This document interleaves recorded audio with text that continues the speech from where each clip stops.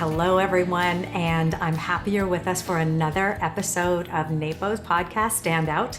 I'm your host, Claire Kumar, Productivity Catalyst, coming to you from Toronto. And today we're going to be exploring getting students more organized. Now, I know you might not want to think about it right in this moment, but it can sneak up on you pretty soon. And actually, it's a timeless topic because we're always learning. And our students often struggle with organization and productivity. And if you're like me, you haven't necessarily seen it to a great degree in our education system. I know for me, I would have my two kids, they would come home with an agenda, which was about, slightly less than an inch thick of paper.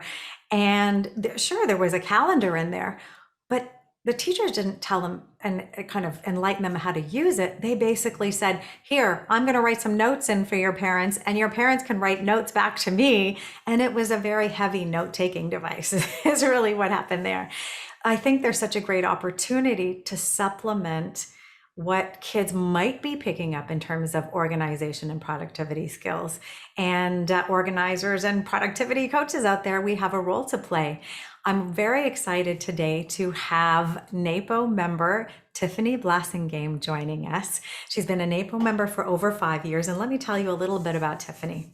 She started Simple Organization to help busy adults and their families develop organized solutions for home, work, and school. She's a divorced parent of a teenage son and a school administrator, pardon me. So I'm very looking forward to hearing Tiffany's comments about what I just said. She understands the delicate balance between raising children, progressing towards your own personal goals, working in your career, and being a good steward to yourself and others. She's a member of NAPO, as I mentioned, and she serves on the Diversity and Inclusion Task Force. She's a founding member of the National Association of Black Professional Organizers. She is passionate about helping to create a more just and equitable environment, as am I, Tiffany. So I love that. In both the professional organizing and education industries. Oh, we need a sidebar conversation. I have to tell you about something going on. So Tiffany is joining us today from Atlanta, and I'm so thrilled to have you here. Welcome, Tiffany. Thank you. So I would love to dive in, and well, maybe we can pick up actually about my comment off the top, because I wanted to talk about why do we need to help students today? And does it have anything to do with what I mentioned about it? My perception is it's not in the education system to the degree it needs to be. Yeah, absolutely. With the demands of everything else that teachers and educators are, tasked with, the organization, two things I feel like have gotten pushed to the side. Organization and cursive handwriting. If you think about cursive, we don't teach that anymore either, right? It makes me cry. It makes me cry. Yes. That and math tables, memorizing math Oh, yes. tables.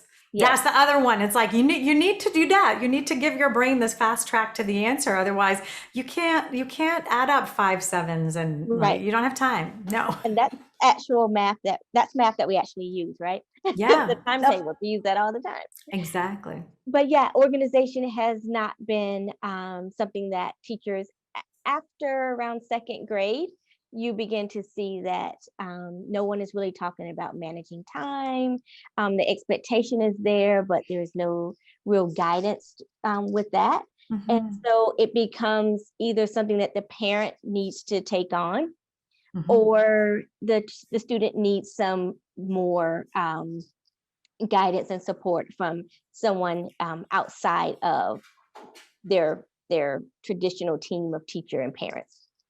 And Yeah, that's definitely. where student organizers come in, or counselors. There are like executive function coaches and counselors out there who focus on organization as well. Yeah, that's true. The other thing I've heard is that prevalent in the teaching community itself is a lot of executive function challenge. Sometimes there could be ADHD and so on in the staff.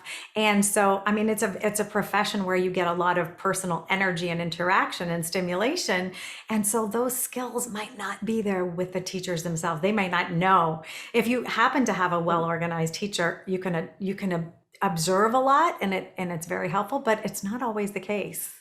That's true. And sometimes that that very organized teacher helps your student one year, and then the next year they get someone who's not as organized, and then you begin to see your own child's challenges as well. Mhm. And the same thing happens at home. You know, if you have a very organized parent or caregiver, Mhm. then you know your children seem to be pretty organized, but then they get to high school or college and begin to drop the ball because you were kind of doing a lot with them before they had to become more independent. Yeah, there's a journey in building their own self-efficacy Mhm, in this. mhm. And so it's interesting as we think about helping people and maybe even within our own families, how to do it to transfer the skills, not solve everything so that they're not necessarily learning. I know I learned a lot from my dad, who was a surgeon, and he was very methodical. Yeah, I would say, Dad, can we go and play tennis next week on Wednesday night? Just a minute, I'll check my calendar. He would always have his calendar in his pocket in his shirt, and he would pull it out, and he would check. And that was a great principle that not everybody does, but it's a really great practice, right? Right, right. Yeah, Yeah. So kids need help because they're not taught, and also they have different intrinsic understanding or ability even in organizing. That be fair? yes, yes. And their concept of time is very different, where they're not actually seeing or feeling what 5 minutes or 20 minutes actually is, because everything's so digital. You know, Yeah. all the clocks are digital. So if you don't have an analog clock in your home or not even at school, then they never actually feel what 5 minutes feels like, or brush your teeth for this long, right? Yeah. They have no idea. Yeah, you're right. Time is incredibly abstract, Mhm. and we need that analog medium to help connect to that passage of time. I'm Right. doing working with an office supply company, and we're doing some media segments coming up, and I'm bringing the analog clock into the TV segment because it seems so basic, but it's dismissed, right? Absolutely, Yeah. absolutely. Yeah. So, what kinds of things then can we do if we're being asked to support the community of students? How should we show up? What should we offer? So there are three things that I really focus on with families. One is creating a routine and understanding that your morning routine begins at night. So getting things together at nighttime. If there's PE the next day and they need to change, they need a PE uniform. If it's Mhm, a dance class right after school, all mhm. the things that they need, like having it there, ready for in the morning. And as parents, modeling that yourself by putting your work bag or your gym clothes that you're gonna, after you drop them off, you're going to the gym, model that for them so that Mhm. everyone isn't in the morning rushing around trying to find what they need, or mom or dad, you've helped them get their things together, and then you get in the car and realize you don't have what you need, right? Mhm. And the stress hot potato is being passed around in that car, right? Right. Right. Yeah, actually, I was just researching and doing a little bit of looking for afternoon evening routine, right? And planning is not there. There's homework, Mhm. there's snack time, there's playtime, there's a bath time, and then there's bedtime. I'm like, no, no, no, no, no. You're missing the prep for tomorrow time Yes. you need to be conscious Yes. about. Right. So you said prep for your morning, which starts the night before. Mhm. What else? And at that time that you're talking about, I call it Mhm. a check-in, where like kids would be expected to do those things you named, like dinner, their chores, their own homework, all of that. Mhm. But then there's a check-in time as a parent where, and as a model of what we do in my home is I will then pull up the student information system, whatever that is, where the Mhm. teachers put all the homework and all that Mhm. stuff, and I'll say, hey, it looks like you had these things for tomorrow. Did you get that done during your homework time? Mhm. Sometimes it's great. And other times it's, oh, I don't know how I forgot that I needed to do whatever. So, Hmm. that's about an hour before bedtime. So, instead of doing whatever it is he would get to do right before bed, before his bath, then he has to finish that up, right? But I'm not Right. hovering over him during Right. homework time. I can actually do the things that I need for my own self-care and decompressing for the day, when he's Hmm. doing his homework and all of that. So that I call that check-in time. And then right after we make sure everything's done, then that's when we plan and get things ready. So that piece of the afternoon routine that you Yeah. talked about is called check-in time for me. Love it. Love it.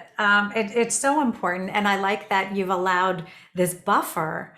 So, it's going to build an intrinsic motivation to be on top of that because mom is going to make me do it in my, what would have been playtime or Yeah, relaxing time or something. It's like, what? I just lost that. What happened?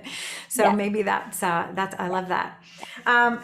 I think so. Coming back, so we got morning routine and check-in. I don't know if I fast forwarded through there, but I want to come back Yes, to what you would those like to three share things. there. And Yeah. the second one is assessing time and time management. Hmm. Either having a family calendar that's color coded where you can put everyone's what needs to happen.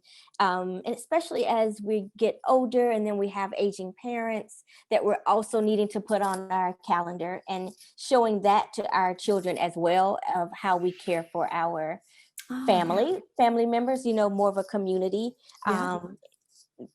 I feel like that's really important for children, but for them Yeah. to actually see over time, what the month looks like. And you know it Yeah. would be great to go to this birthday party, but this is the day that we're going to help grandma do Mhm. this, or this is the day I'm taking granddad to the doctor, and Mhm. so we're just not able to do that. But Mhm. helping them to understand the bigger whys of and priorities around scheduling and time management. I love that. And so you said, did you say a monthly calendar? Yeah, a Yeah. monthly calendar for the family. For the family, 100%, on the fridge in the kitchen in like a high traffic zone where everyone's going to see it, or where do you recommend this calendar be? Yeah, wherever you feel like most people would see it and actually refer to it. And I Hmm. think kids get excited about knowing their color dry erase marker, right? Yep. Or seeing what someone else is doing. They like to be nosy too, with their Well, like, siblings. yeah, it's interesting because in my own family, I saw the calendar evolve over time. When they were really small and not at school, it was my journal taking where they'd say something funny, and I'd write it in the calendar. So it was like, okay, you cracked me up today because Right. whatever happened, and then it became all of the activities and events and so on. And so everyone could see everything. And I remember, I don't know, there's a lot of labor that gets put on mom in a lot of households in terms of the scheduling thing.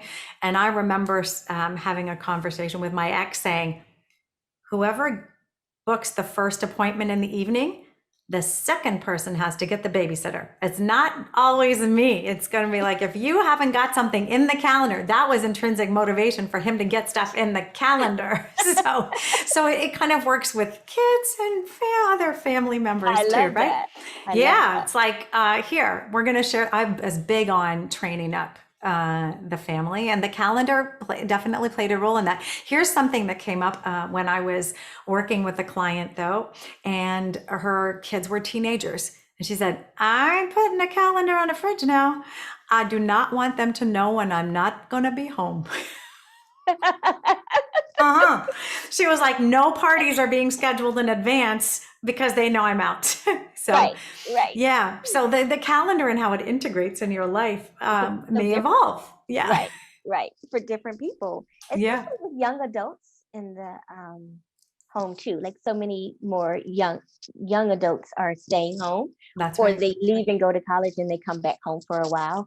Yeah, I could definitely see that. And it's like, oh, what are we? Well, it very much depends on the kids for sure and what they're Yeah. what they're up to. Yeah.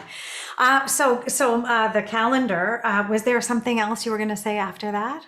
And then managing their energy. And that's what a big piece of organizing with students is actually, how do you help them break their projects down into smaller steps, Mhm. their essays, their science projects, whatever it is that they have that they need to see, like this is the due date and this is the outline of what needs to happen. Where can we put this on Mhm. the calendar? And that's more of a personal calendar, or reminders in your phone to have these things done. And we do it with little ones as far as like spacing out. We do it for them, but for the older ones, we want to make sure that they have that reminder that you're not exactly on them all the time about it, but they know that they get this sense of urgency that, oh, I have these mini deadlines that lead up to a bigger deadline. Yeah. So you're saying managing energy, and you're relating it to sort of this project management piece that says we need to chunk the work down. And some teachers are good at that, saying, there's a project, it's 6 weeks away, but in week one, I would like you to have completed X, right? A lot of teachers don't do that. Yeah. Even in post-secondary, it's like it's Mhm. often up to the student, or if they've got an accommodation or an individual education plan for a cognitive challenge, they might be in a place where they're having to educate their teacher on what they need, which Right. is kind of unfortunate, but it's the reality. Yeah. So yeah, it's but now what, tell me the connection between managing energy then. So you describe it as managing energy. Why? Because if they wait until the last minute, right, then all of their energy, all of the stress from trying to get that done, all of that goes into their whole world begins to be around this particular deadline. And then they Yeah. do it again the next month for another one, and then the next month. And then the whole school year is just stressful. And so if they think about, breaking it down and managing their energy, so you put a little bit of energy toward Mhm. that, but you still have, other things that you get to do. And then you put a little bit more energy toward that project the Yeah. next week, and you still have energy for other things, then you aren't as stressful. Right.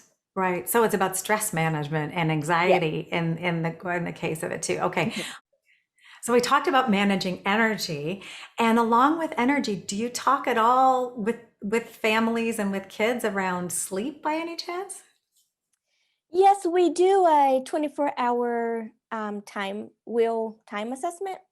And so we look at if you were getting the correct hours of sleep each night, and things that are non-negotiable, right? Your sleep, your school hours, eating. If we plug all of that in, how much time is actually left for um, free time, or the time that you want to play or game or whatever it is that you want to do. Hmm. And then we kind of lead into, why, one, that you do have time to sleep. That's number one. And if you manage your energy well, then you aren't staying up late at night, um, trying to finish different deadlines and projects because you have done a little bit over time toward a goal. And how much that sleep affects that. And especially if they don't have much say over if they're not homeschooled, so they have their actual school hours, and they don't have as much, if they can't just sleep in the mornings, Hmm. what do you do with that? What do you do with your time to make what time you do have your own, the way you want to spend it? I like that piece. And well, I think this is a conversation that's really for all ages, because there are so many adults with sleep that are not respecting sleep enough. So Yes. when it comes to energy, if you don't have enough sleep, you ain't gonna have enough energy even to Right. make those mental decisions, right? So it's all related. I was wondering if you touch on that with your Yeah, we families. touch on like an appropriate bedtime, even Mhm. for high school students. We talk about the bedtime feature on their actual phones, that they could use that as a reminder, and then to Yes. respect that, to honor that time, and honor your body in that way. Love it. Love it. And it's really challenging because one of the things the education system hasn't done in most cases is evolve to respect the circadian rhythm of teenagers, which is later, right? So they're in a really tough spot. Their body Right. cues are telling them, you know what, 9 p.m., you're just like on fire and wide awake. What do you mean I have to go to bed at 11? They're cooking. And Exactly. so, yeah, And they it's, think they're missing something, right? Like with social media, if I go to bed, like what's going to happen, who's liking what's going on, what well, video there is am a I lot going missing? on at that time because they're Yes, wired for it to be. I wish our education system would honor the teen circadian yes, rhythm and start at 10 in the morning. Like I just yes, that's my wish is why couldn't have we had done that in the pandemic, right? I saw my kids were both in one was in high school, one was in university, but I thought this is the perfect time to do a 10 a.m. start and to make the self study in the morning and the group work towards the early afternoon. Like, ah, that I'm makes so much puzzled. sense. I Right. know, I'm puzzled. Like, how did we not that, and how did we not all adopt sign language and learn like as the goal for the pandemic to learn sign language, which I didn't do, but I think it was like the big miss of that Yes, moment. Yeah, yes. yeah. Anyway, I don't want to get us off topic. That's been I on my love. bucket list, actually, Has it? learning sign language. Yeah. Yeah, I think with everybody masked up, it would have helped communication a whole lot to be able Right, to sign to the class, you right. know? So you talk about learning strategies to support families and developing a system and providing, organizing tools and resources. Do you have recommendations, or how does an organizer come up with what those are? So I use an executive function skills assessment with Mhm. my families, and we kind of look at where the strengths lie with the student in those areas, and then what areas of growth they have. And then we work from there. So if there are issues with organization or time management, then that's where the bulk of our time together is what we're working on. But if they have strengths in metacognition or flexibility, I try to pull those strengths in Mhm. so that they can use that for those weaknesses. Brilliant. Yeah, because you often see a strength in one area, maybe a deficit, but there may be a strength as well. Just Right. absolutely. Yep. So you have an executive function assessment. Is that something that's available that people could find, or is that something you have to pay for? How do you come across that? Yeah. So there's a book called Smart but Scattered by Peg Dawson. Okay. And if you Google, you can buy the book, but you can also like Google it, and the actual assessment will come up. They have one for teens and they have Oh, one for adults. And so you could use that and then figure out where those growth areas lie with that child. And sometimes I also give it to the family. So if the mom says that she also has ADD, mhm. or it's just been a real struggle for her, and so it's difficult for her to help her child, I will Yes. ask if she would mind taking it as well, so that we can come up with strategies that would work for both of them, and to Yeah. see like what's common, and then what are some things where they may have different strengths and they can support each other. That's beautiful. I love that. So it was Smart but Scattered by Peg Dawson. Is that Yes, right? yes, Yeah, brilliant. So we'll make sure that that's in the show notes for anybody who wants to click on a link and get there. I love that because that's the way to kind of get the lay of the land. And the cognitive challenges often do run in families. It often is genetic. So yeah, and especially with women, it wasn't diagnosed because with ADHD in women, it's seen as more ADD. The hyperactivity isn't there. So they were missed for many years. And there are a lot of adult women now finding out, hey, wait, this is why I've been having trouble. So I think there's a wonderful opportunity. I like how you're weaving that together. yeah. Yeah. When you're embarking on serving this population, what kind of time frame do you think it looks like to work with someone? What's the construct of working with a student or a family about these types of things? So I only do packages for 9 weeks or 12 weeks. And 9 weeks is about how long a quarter lasts in school. So we look at what progress we could make over 9 weeks and what type of habits we can put in place over 9 weeks. And then how many times I meet with that student over 9 weeks depends on the student. So for some, I'm meeting with them twice, and we're like going over specific things, and they're pulling up their student information system. Let's see what's due. Now pull up your whatever calendar that they're using. Can we save it over there? This is when it's due. When do you think you're going to do the outline? When did you say that your group is meeting? And just kind of really, you do the inner voice part of the planning for them, and they are actually doing the planning. But you're kind of like that, the voice that's speaking with them, the one that they haven't taught themselves how to use yet. They're developing an inner voice, the one that needs to be there but might not. So it's not the inner critic, but it's this voice you want to cultivate. That's almost that check-in function to say, you know, what do I, my cats are, you can't hear them, I'm hoping. They're running around wrestling outside my door. But it's triggering a self check-in.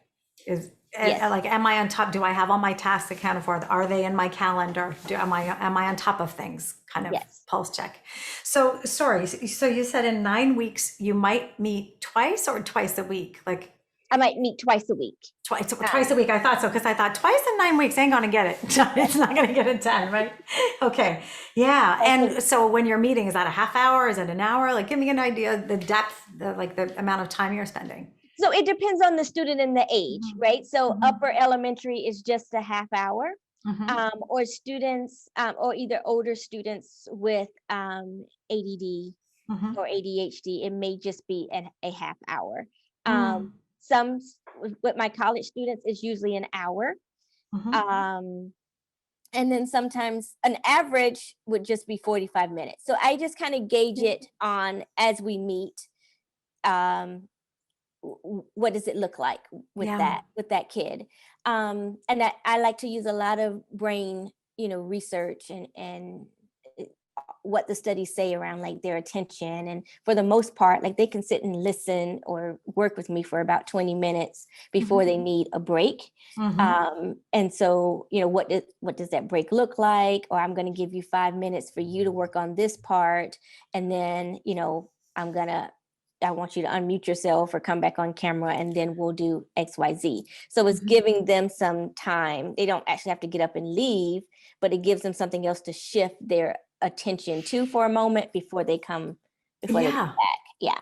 Yeah, definitely. I mean, I would see the same with physical organizing. I called them brain breaks. We need stop thinking breaks, where we just like, your cognitive function is not being called upon. So yeah, very, very astute. What do you think is the greatest accomplishment you've had working with a student? What is the biggest shift you've been able to affect? Well, I can use my most recent one that it just kind of shocked me, right? I worked with a student about 2 years ago. She's in medical school, and she sent a text last week that, I finished up school. I never could have made it without you. You've taught me so many different ways to just stay focused and stay encouraged. And so it's things like that. And I really feel like being an educator, you often get those things years later, right? Like you don't see it sometimes right then. And being a student organizer, I feel like it's different than when you're organizing physically, because you see the change when you do the work, right? But for organizing with students, sometimes it's years later, but it's something that you've shown them and taught them about themselves that they take with them.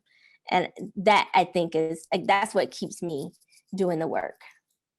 That's beautiful. I love it. It's interesting because I work now as an executive productivity coach. So it's very similar to what you're doing, a different group of Mhm. clientele, but it's almost, I recognize people with similar challenges and they didn't get it in the education system. And now there are bigger problems that are coming out of not being able to keep a task, Right, on schedule and so right. on. So yeah, and you don't necessarily see the results. So that's interesting.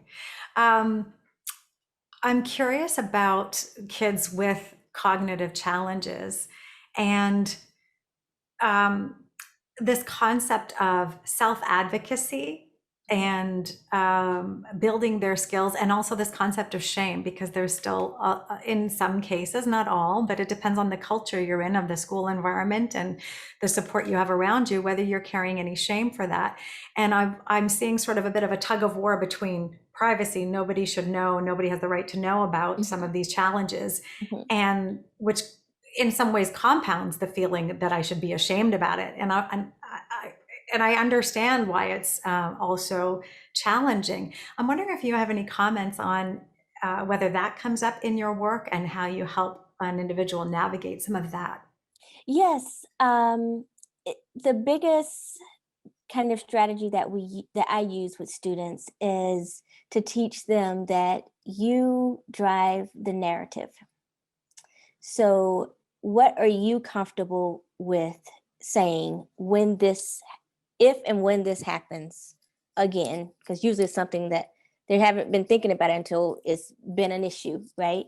And they didn't like how they responded, or they didn't like how the other person responded, or they didn't know what they could have done or said differently.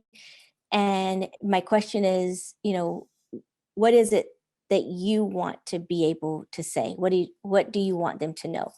And I Mhm. just let them speak it and say it, and I take the notes, and then I help them come up with their 1 or 2 sentence response that they're going to use either when Mhm. this happens again or to be proactive, right? So the Mhm. next time I have an instructor or a professor, I want to tell them this about me, and this is how I want them to know.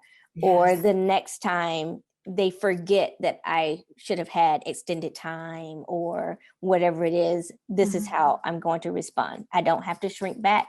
I can drive Right. the narrative myself.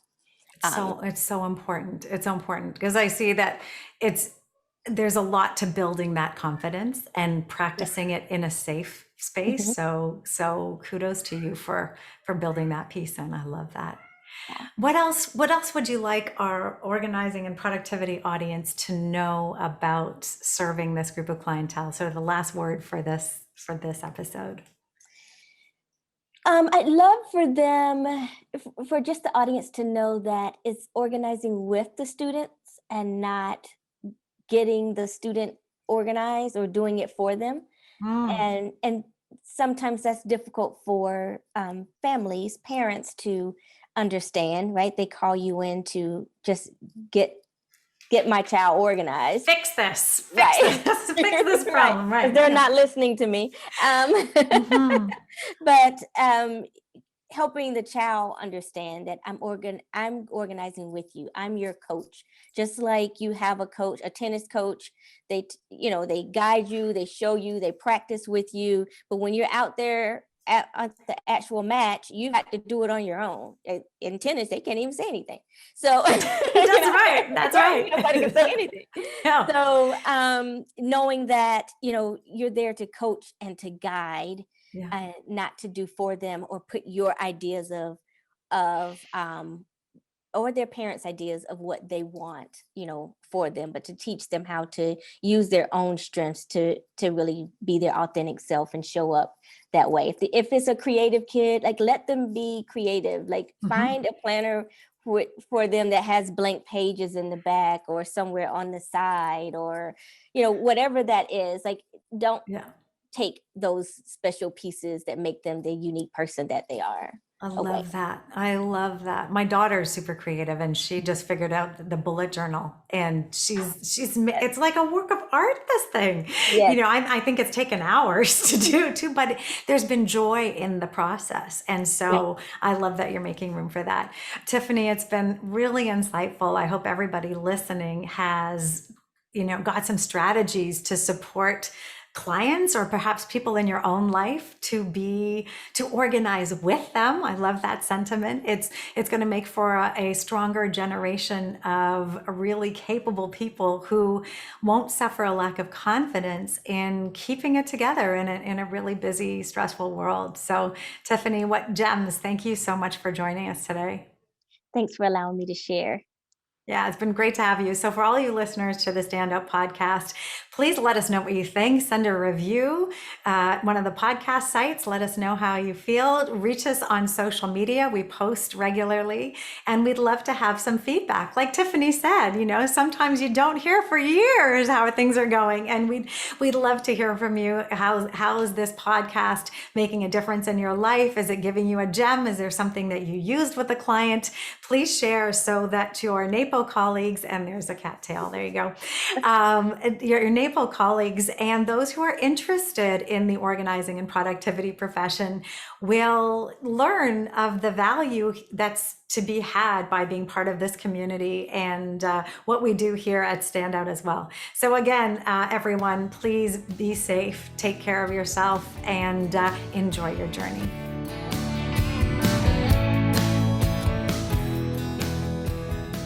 All right. So, Tiffany, I just know you have so much wisdom to share, and I know you have a suite of tools that you just love, and I was wondering if you could show some of them to us. Absolutely. I love products.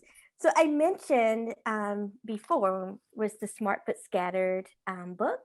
So this is Smart But Scattered, and it really talks to you about executive function skills and what it means for your child.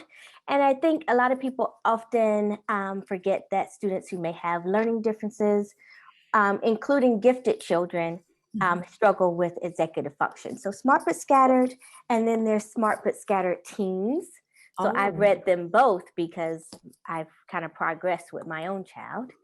Yeah. So this is a really good one. So the scattered mind evolves, and so there are slightly different strategies as that mind matures. Is there? Yes. Yeah. Especially when you think about driving and some of the other decisions that our older students. Both my kids are like, I don't think I want to drive. I actually don't like driving. They're just they both got their learner's permits, and they're just not motivated to go get it. It's too many decisions to make at one time. Oh, especially in Toronto, which I'm like, go on a Sunday. It's quiet. There's Uber now, so I don't know if I need this thing, know? Yeah. Right. Yeah. Yeah. All right. So that's great. Smart but scattered minds. Okay. Smart but scattered. And then this one also, Raising an Organized Child. Okay. Who's that by? This is by Dr. Damon Korb. So this is by an actual pediatrician. And he talks about growth and development. So especially if you have a younger child, I mean, it goes from infant to teenager, but Smart But Scattered is mainly for middle school. So this is, if you have a younger child, Raising an Organized Child is another great one. So those are my book faves. Yeah. My favorite dry erase. Why did I light up with that? This is called the Slant Stand. As you can see, this is directions for my child to clean his bathroom. But could you turn it sideways so we can see the side profile too? So the side, it usually has a dry erase here. Okay. And this one, it was actually designed for speech language pathologists. So it has this mirror here. Oh. So this is also, oh, there you are. That's weird. But you can put your contacts in with it and then still have like other things. So interesting. Yeah. It's called the Slant Stand. Slant Stand. Okay, perfect. Awesome. You can find it on Etsy. Oh, okay. On Etsy. And then of course the time timer. We talked about, filling time and the passage of time. I take these with me when I go to clients. Yeah. I have gifted them to teachers to use in the classroom. Love the time timer. I also like with the dry erase board around it, but this one Yep. is just And there are bigger ones too. If you've got a larger group, there's bigger models. yes, I like it too when I'm giving a talk because often there's no clock on the wall and to look at your watch is really kind of awkward. So yes, I bring one when I'm giving talks under an hour in length and I can see how much time I have left at a glance. I love it. yes. And it doesn't produce as much anxiety for me by looking at the red go away versus like seeing actual digital numbers count down. Yeah, that's a great point. I think you're right. I feel the same. Yeah. Yeah, like you just see the visual and you're okay with that. It's not like a bomb ticking. That's what it is. Right, Right? right. And a lot It's of kids calmer. with anxiety have such a hard time with that, with the actual Wow. timer. Mhm. Oh, gosh, that's so interesting. Thank you for sharing that. Yeah. Mm, Yes. yeah. And last but not least, my favorite notebook is the it's 5 star, but it Uh-huh. has the flexible covers. Cover? And then of course you can put dividers and things like that. I like the dividers that have a pocket Uh-huh. where you can just put the loose paper in there. That presents torn and tattered pages from being shoved in a Yes, bag, right? Right? yes, Like the stuff that looks like a cat right, ate half of it. Yeah. right. Yeah. Yeah. Why do And you like the flexi cover so much? one is here in Atlanta, kids have their backpacks on them a lot. And like the locker is just so far away, Yeah. or they don't provide lockers, just depending on the school, but they Mm-hmm. carry a lot already. And Mm-hmm. so this is a lot thinner. You can get more subjects inside of it because of that. Right. And I love the flexibility of being able to put these dividers wherever you need them Mm-hmm. versus like using a spiral notebook and then it's just when you run out of pages, you run out of pages or I know yeah. those stress me out. Like, how do I know how much I'm going to need? And I can't even operate with that. Right, Like, yeah. right. Okay. So, and then there's one more we both agreed we want to talk about the Yeah. academic planner, right? And this is by NAPO member Leslie Josell. You've probably heard her on the podcast a couple of times now. Order Out of Chaos is her company. And would you want me to show the month view or the daily view? What do you want me to show So here? let's do the daily, Okay. like the weekly. Yeah. The weekly. Yeah, exactly. Mhm. Here. So So, I okay. absolutely love how you can put the courses there and then put in what's due, the way you can check it off, how you can Mhm. plan after, after school, what that looks Yeah. like, the This Saturday and the this piece Sunday as here, well. right? This piece Yes, here, which is the unscripted time that kids need to be intentional about and grown-ups too. But this is the part that's missing from the agendas, which was like, here's your school day. We already have this, the school days locked down. We don't have a lot of unspoken for opportunities there. But this is where stuff can really work well or go really sideways. So yes, being able to plan that every day is like the power tool for the academic planner in my view. And she does like all good calendars. She has a monthly view as well, so you can make sure you have that ability to see the month at a time as well. yes. So And yeah. I oftentimes have my kids do the month, and Mm, then when it's time to sit down and do a family planning session, like how you're changing the dry erase board, like they come with theirs already ready to talk about what they need to have put on the calendar. right. Right. Yeah, I talked about and it's great to having have a their own. family meeting where everyone's coming prepared to help each other as a team. What do we need to Right. accomplish as a Yeah. family? Yeah. Right? And Golden. I think I told you I've used Leslie's planner as a teacher for Mhm. lesson planning and like remembering meetings after school and all of that good stuff. So Yeah, there's not an age limit for that planner. I would say right. there's lots of ways to think about how to use it effectively. Very, Yeah. very, very good. Amazing. Thank you for sharing your hot tips for helping organize with students. I love it. Love it. Thanks again. So great to have you, Tiffany. Thank you.